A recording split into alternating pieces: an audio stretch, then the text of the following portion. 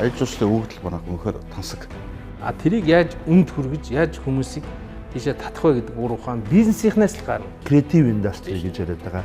Алтаа зараад авчирдаг тэр долларын шууд уулаад ирдэгтэй л байгаа юм л да. Яхаараа Япон хүн жуулчин байгаад Солонгос жуулчин байлоод Хятадун жуулчин биш болчихдөг юм бэ. Гэхдээ тэгэл одоо бидний асуудал чи хаанаас онгоцноос ахуулаад ингээд үйлчлэх бүх юм байхгүй шүү дээ. Тэгэхээр энэ аюул жуулчлалын бодлого бол ерөөсөө манайд багт бараг явахгүй байгаа гэж хэлж. Болохоор тийм байдалтай. Нэг сая жуулчин гэдэг тоо бол бас шин тоож биш шүү дээ. Хууль бол гардаг. Цаахан яриад байгаа. Манайх ийм юм хийж байна, одоо ийм хийх гэж байна гэдэг юм хаана вэ нэ гэж би асуумаар байгаа байхгүй.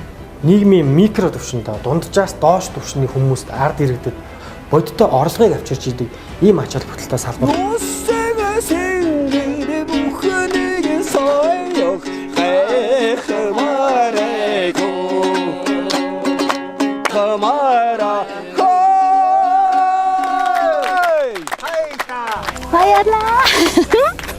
Mongolia, #1.